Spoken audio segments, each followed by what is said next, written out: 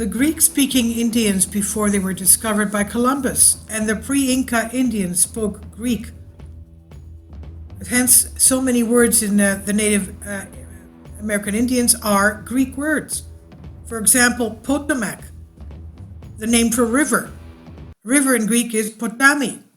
And a lot of their DNA, of course, of the Great Lakes Native American Indians are Minoan Cretan DNA. Now, Greek-speaking Indians, before they were discovered, they wiped the sweat on the forehead and the back of his hand, and then with the broom dusted the strange relief that were engraved on the ancient inscription. It was located a few meters below the ground in a pre-Inca citadel, a temple, inscribed the sanctuary of a temple.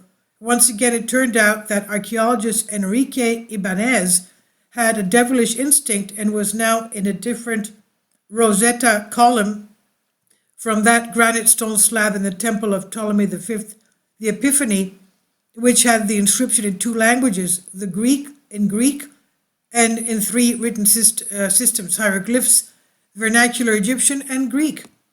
Something similar was happening in the relief stone that now stood in front of him, the Indian Rosetta Stone, and as he tentatively called it, it contained four languages.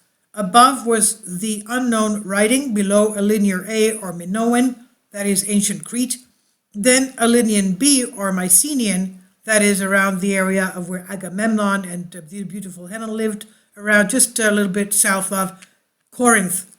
And finally also unknown. As for the latter, Ibanez could claim that it was Quechua, a very old language believed to have originated in the region of present-day Peru around 2600 BC. However, it is known that although Quechua remains the official language in Peru and Bolivia, with the introduction of the Latin alphabet, in those years it had no writing system because it was only a spoken language.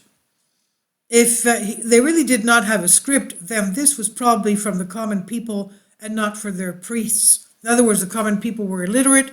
The priests and the elite who were able to have tutors, of course, were able to read. That's just exactly what was going on in the ancient world and up to, of course, the Middle Ages.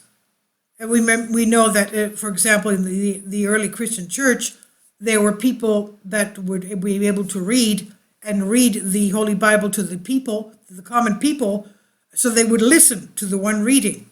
Now, anyway, going back to this, in those years, they had no written system because it was a spoken language, and if they really did not have a script, then this was probably for the common people and not for their priests.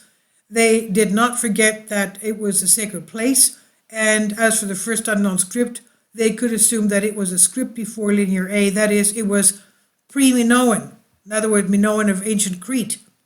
As Enrique Ibanez gazed dazzlingly at Rosetta's Indian column, that is the Rosetta Stone of South America, it seemed to him that he recognized the linear B, deciphered in 1952 by the young architect Michael Ventris, the word, quote, the god of the earth, end quote, which is Pachacama.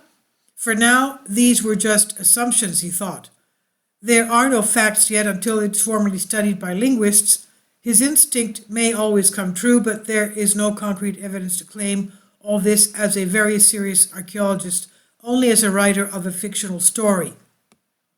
They knew very well that there were reports from ancient Greek writers about an undefined continent in the Atlantic, such as Plutarch and Diogenes. And if you see the video before this one concerning the Amazon warrior women, the Spaniards who went to explore South America, of course, saw the Amazons on the river Amazon.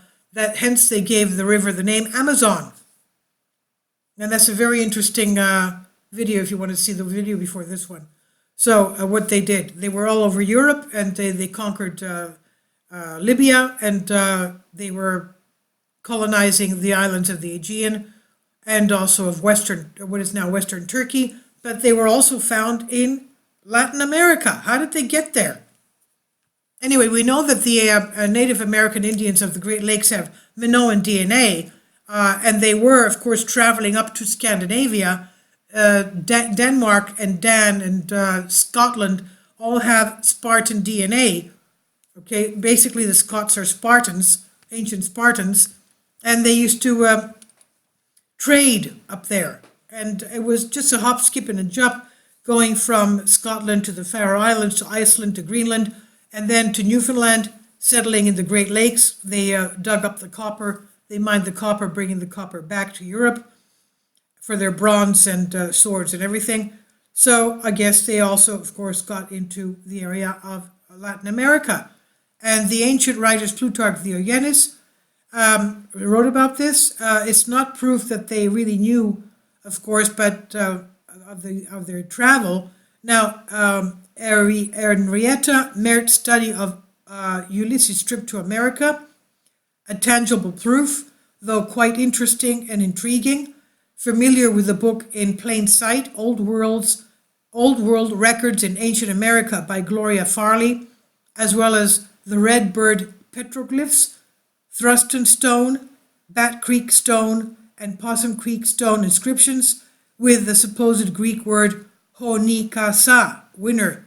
O-nikas, nika, Nike. Nika is a Greek word. I mean, ho-nika-sa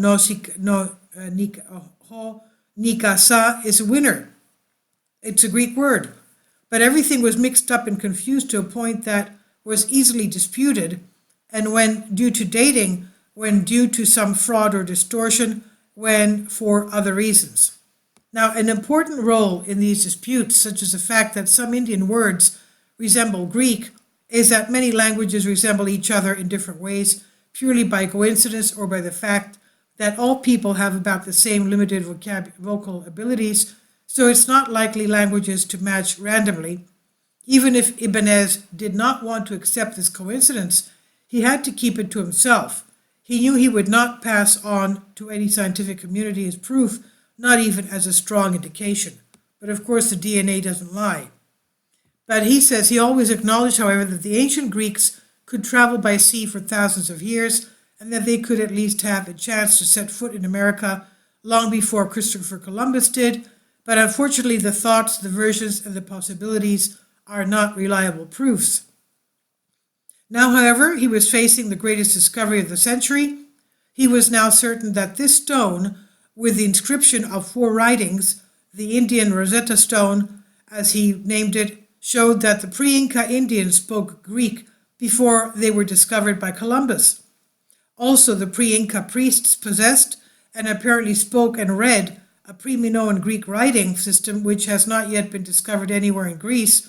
The discovery of archaeologist Enrique Ibanez would probably be the envy of Hollywood or Marvel studio producers, as it is a completely fictional story and begins when modern technology discovered a pre-Spanish citadel outside the archaeological perimeter of the Tijuana Ritual Center, a pre-Inca city with underground space. The excavations were carried out in the area in collaboration with Japan and UNESCO. And we could read about, they located 7,480 acres underground city in Tiwanaku and subverts the data. Now, there were several missions that showed interest in starting excavations and to practically confirm what was seen with the help of technology. One of them was Enrique Ibanez. His instinct was so strong and devilishly infallible that with only a few attempts he succeeded and found himself with his team in the basement of the Indian Rosetta column, as he called it, the Rosetta Stone of South America, with these 4 inscriptions.